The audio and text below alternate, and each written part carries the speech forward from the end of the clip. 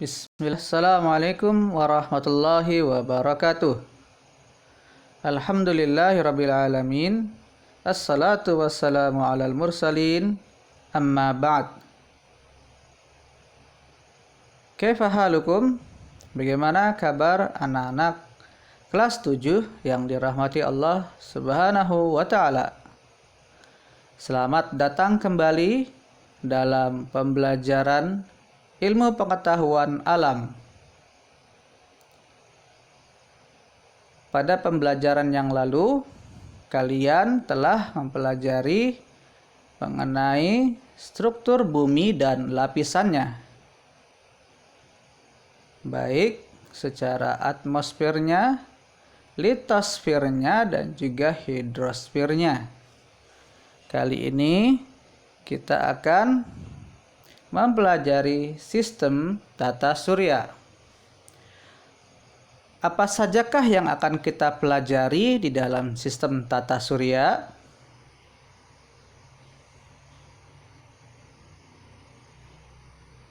Yang pertama adalah pengertian dari sistem tata surya itu sendiri.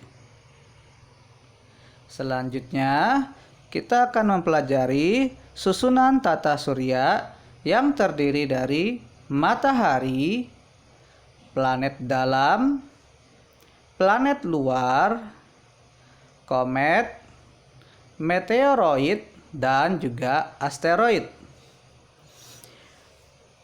Mari kita langsung saja masuk kepada materi yang akan kita sampaikan pada hari ini. Selamat menyimak.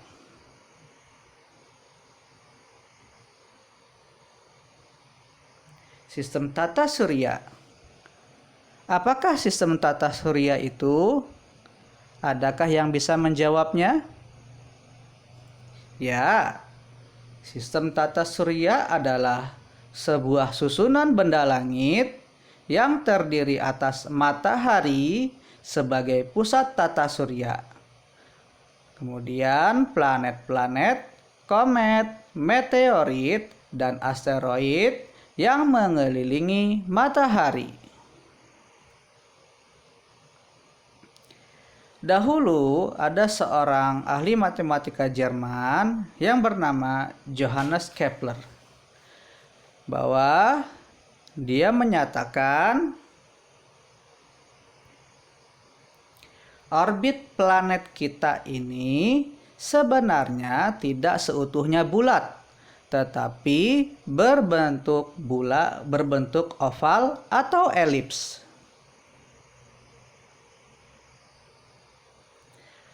Di mana letak matahari tidak sepenuhnya ada di pusat orbit, tetapi sedikit offset atau sedikit bergeser.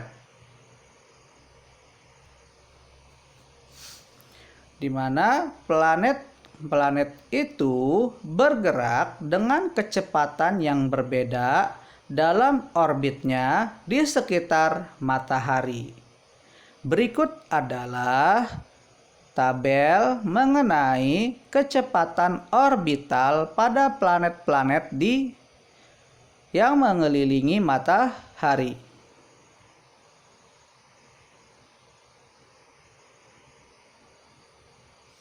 Dapat dilihat di sini bahwa Merkurius itu memiliki rata-rata kecepatan orbital sebesar 48 km per detik. Dan setelah itu, kecepatan orbital planet akan semakin menjadi lebih kecil nilainya. Ini menunjukkan bahwa semakin dekat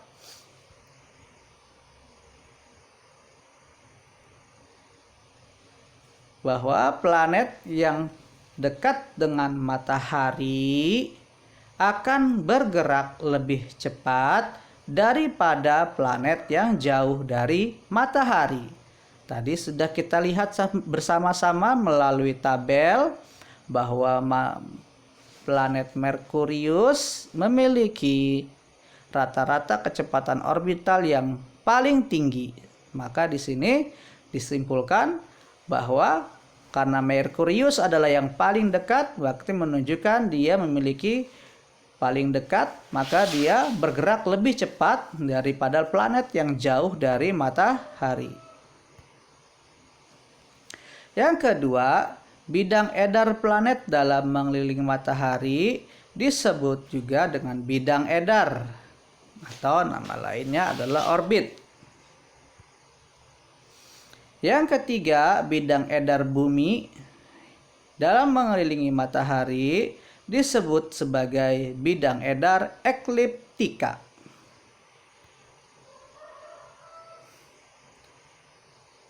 Setelah kita mempelajari tadi apa itu pengertian dari sistem tata surya kita, selanjutnya kita akan mulai masuk untuk mempelajari susunan sistem tata surya. Yang pertama adalah matahari. Planet dalam, planet luar, komet, meteoroid, dan asteroid. Yuk kita langsung masuk ke susunan sistem tata surya yang pertama, yaitu matahari.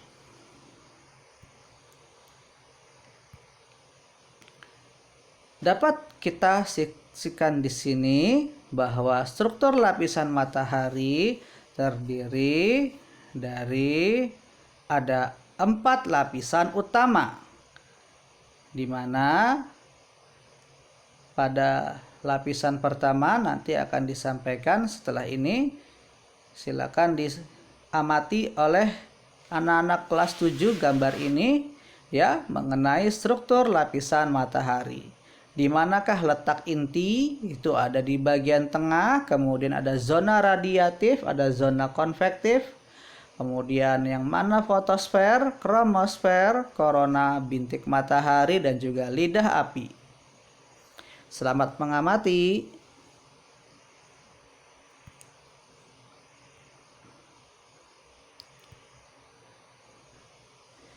Nah, susunan matahari yang pertama adalah inti matahari. Inti matahari memiliki suhu sekitar 1,5 kali 10⁻⁷ derajat Celcius. Di mana inti matahari ini memiliki fungsi termonuklir yang berfungsi sebagai energi makanan bagi matahari sendiri.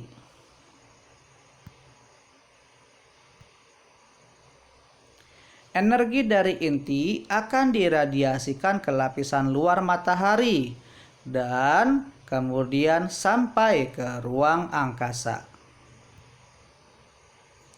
Yang kedua adalah fotosfer.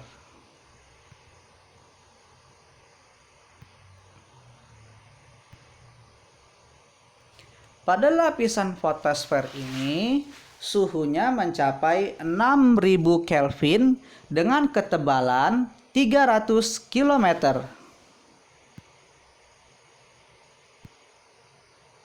Sebagian besar radiasi matahari keluar dan terdeteksi sebagai sinar matahari. Jadi, radiasi matahari yang terpancar keluar ini merupakan berasal dari lapisan fotosfer. Terdapat bintik matahari, yaitu daerah dengan medan magnet yang kuat dan dingin serta lebih gelap dari sekitarnya. Maka sebenarnya matahari itu seperti bola magnet yang sangat besar, sehingga setiap benda apapun yang mendekati matahari akan tertarik oleh medan magnet matahari itu sendiri.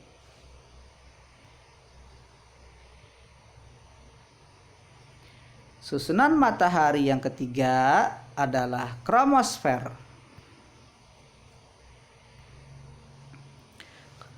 Kromosfer memiliki suhu sekitar 4.500 Kelvin dengan ketebalan 2.000 km.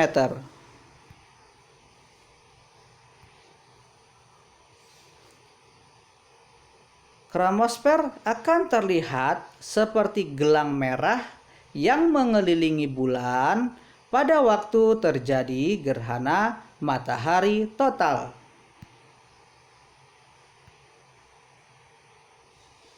Yang terakhir adalah korona.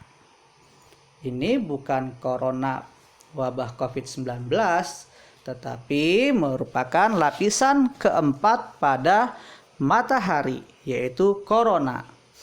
Merupakan lapisan terluar dari matahari. Suhunya sekitar 1 juta Kelvin. Sangat panas anak-anak sekalian. Ketebalannya mencapai 700.000 km. Di mana warna keabu-abuan yang dihasilkan dari ionisasi atom karena suhu yang sangat tinggi. Dan korona ini akan terlihat seperti mahkota dengan warna keabu-abuan yang mengelilingi bulan pada waktu terjadi gerhana matahari total.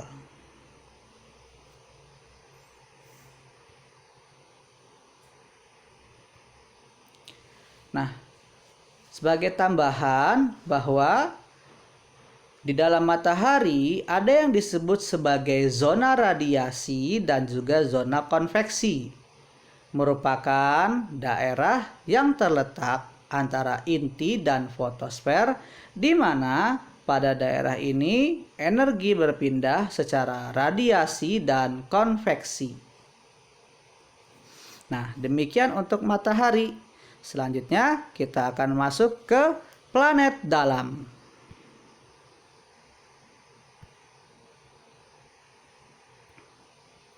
Planet dalam, sebelum kita memahami lebih lanjut, kita harus mengetahui terlebih dahulu apa itu arti planet. Planet adalah benda langit yang tidak dapat memancarkan cahaya sendiri. Planet dalam disebut juga planet terestrial, yaitu planet yang letaknya dekat dengan matahari. Planet dalam umumnya memiliki ukuran kecil, sedikit satelit atau tidak sama sekali, berbatu dan terestrial. Sebagian besar terdiri dari mineral tahan api, yaitu silikat yang membentuk kerak dan mantel, serta logam seperti besi dan nikel yang membentuk inti dari planet tersebut. Atmosfer dapat menghasilkan cuaca, memiliki kawah dan fitur permukaan tektonik seperti lembah retakan dan gunung berapi. Planet dalam terdiri atas Merkurius, Venus, Bumi, dan Mars. Berikut adalah gambarnya. Nah, bisa kita lihat nomor 1 Merkurius, Venus, Earth itu adalah bumi, dan terakhir warna merah adalah Mars. Selanjutnya kita akan belajar tentang planet luar. Planet luar ini disebut juga dengan planet Jovian, yaitu planet yang letaknya jauh dengan matahari. Planet luar umumnya memiliki ukuran yang besar, banyak satelitnya, dan sebagian besar tersusun dari bahan ringan seperti hidrogen, helium, metana, dan amonia. Di antara planet dalam dan planet luar terdapat sabuk asteroid. Planet luar terdiri atas Jupiter, Saturnus, Uranus, dan Neptunus. Berikut adalah gambaran dari planet dalam dan planet luar serta sabuk asteroid. Selamat mengamati.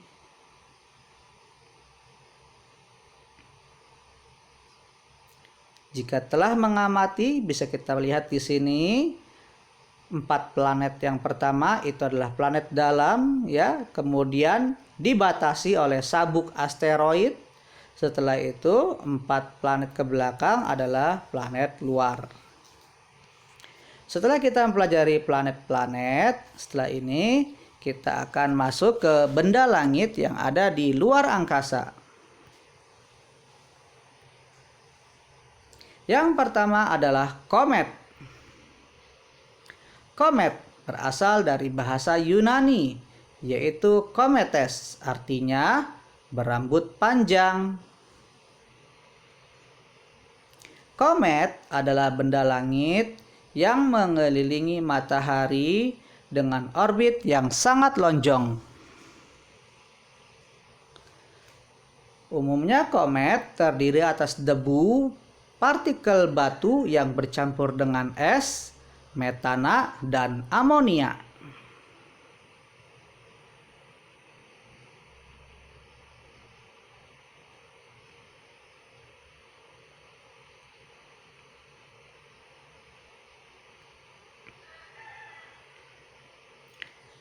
Inti komet biasanya berukuran lebih kecil, padat, tersusun dari debu dan gas.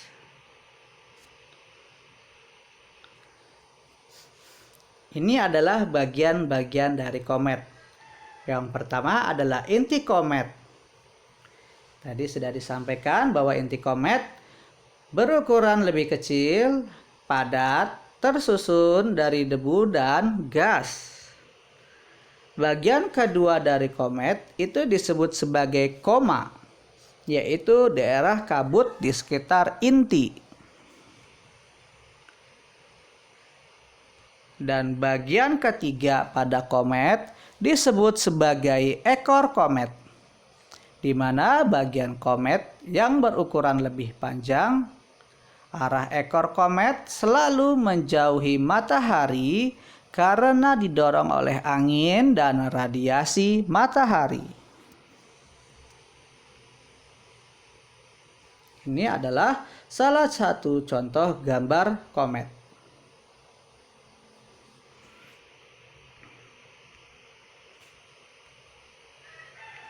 Selanjutnya, meteoroid.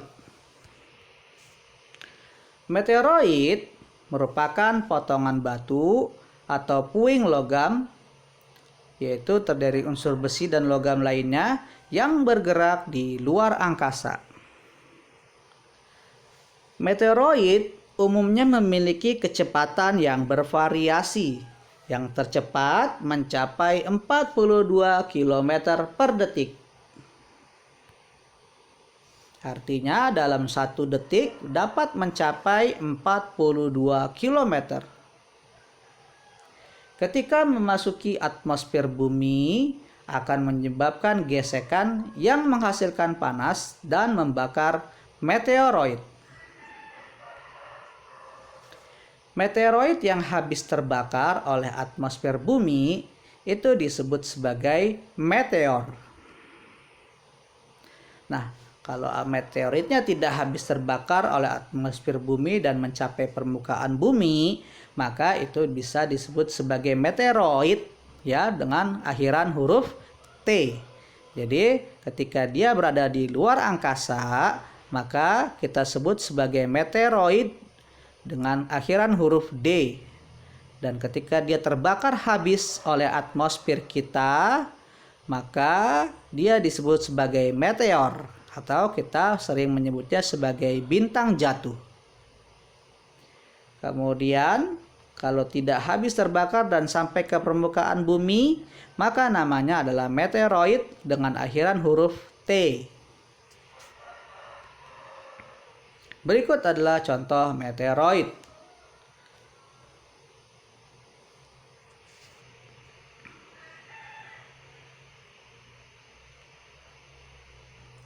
Yang terakhir, kita akan mempelajari tentang asteroid. Apa itu asteroid?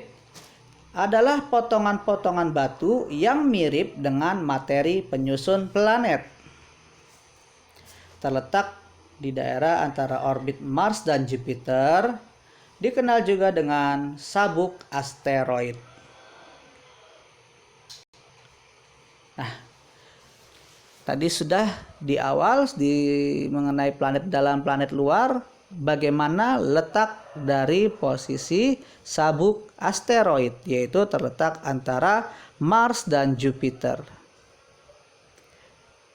Bagaimana anak-anak kelas 7 yang dirahmati Allah Subhanahu wa taala, kita telah mencapai akhir dari materi kita pada hari ini. Jika ada materi yang belum dipahami, silakan ditanyakan melalui WA pribadi. Dan kita akan diskusikan hal-hal yang belum dipahami.